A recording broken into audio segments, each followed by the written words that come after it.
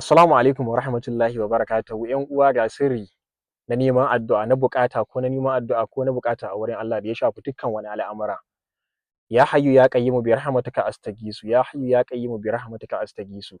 Ana yin wannan cikin 12 rana, 12 rana ya zamana cewa 12 ta maka akan dadduman ka ne. Zaka zauna, zaka kufa goshinka a ƙasa. Kana ya hayyu ya qayyimu bi rahmatika astagisu. Ana fara wannan aikin 12. In an yi sujada, kana karanta wannan, ana karanta shi kafa 313, 313. Duk abin da kake bukata ka roki Allah kafin ka dago. Kana neman aure ne, kana neman biyan bukata, hanya kake nema, tafiya zaka yi, alkhairin abu kake nema, ko menene kake nema a duniya, ka roki Allah da wannan. Ka lizumci wannan, ana yin shi kwana 3.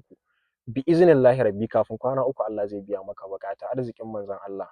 Ai mana sharing, ai mana liking, ai mana comment da sallallahu alaihi wasallam. Na baku shi saboda manzon Allah. Wassalamu alaikum wa rahmatullahi wa barakatuh.